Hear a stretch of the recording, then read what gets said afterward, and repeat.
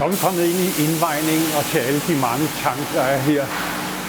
Og hej Jonas. Hej.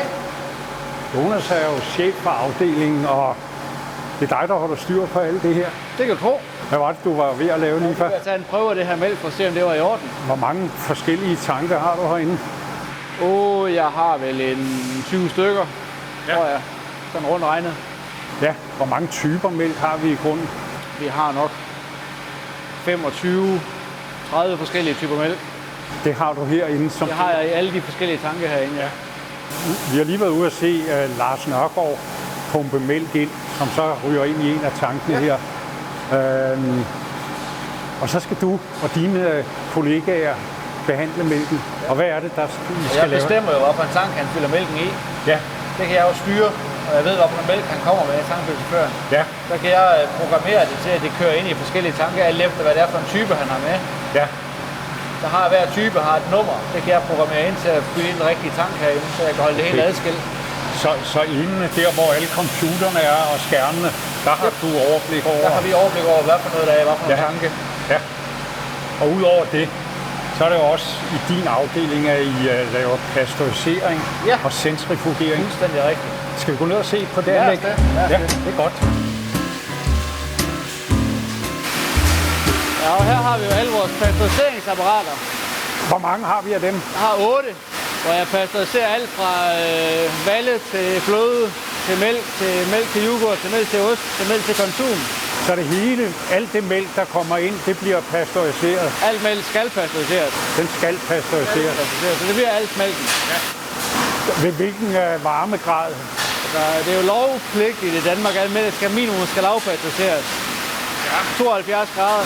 Ja, det er minimum. Det er minimum, det skal man. Ja, og så er der noget, der får en højere. Noget, der får højere temperatur. Det er forskellige. Hvad er det, når man ønsker at lave yoghurt, så skal du noget højere op. I noget længere tid. Så altså, der står noget mælk derinde. Du skal bruge det til kartontapperiet. Ja. Er det så pasteuren, der ryger først igennem, eller er det... Så ryger det ind. Først ind i pasteuren bliver varmet op, så ryger det videre ind i centrifugen, og bliver skilt ad i skummælk og fløde. Ja. Så bliver det samlet igen i de her maskiner, der står her. Ja. Til den fedtprocent, man ønsker. Ja. Og så bliver det lidt ind i pasteuriseringsafdelingen igen og bliver pasteuriseret. Ja. Og så videre ind i tapperiet. Hvor står centrifugerne henne? Centrifugerne står herinde. Ja, se dem. Skal vi ind og kigge på dem? Ja, lad os gøre det.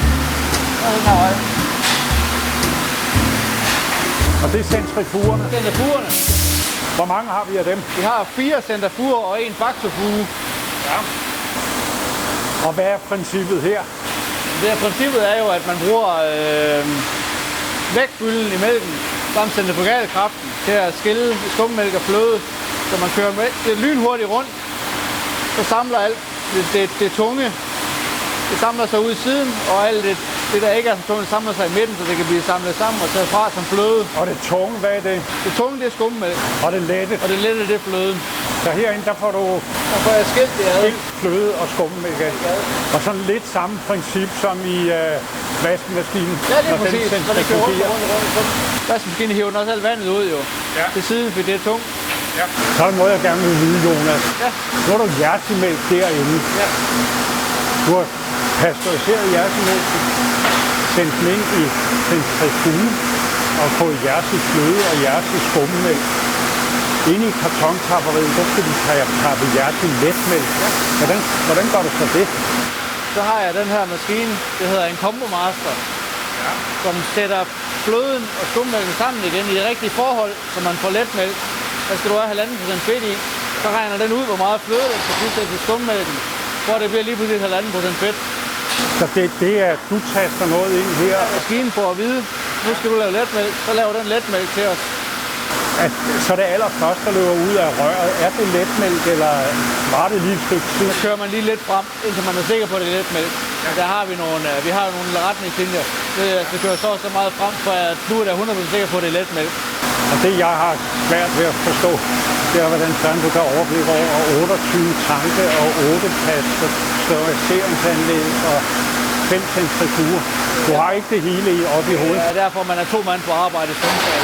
Så der er 2 mand til at holde øje med det hele. Ja. Fordi man kan ikke sidde alene og køre det hele derinde. Det kan lade sig gøre.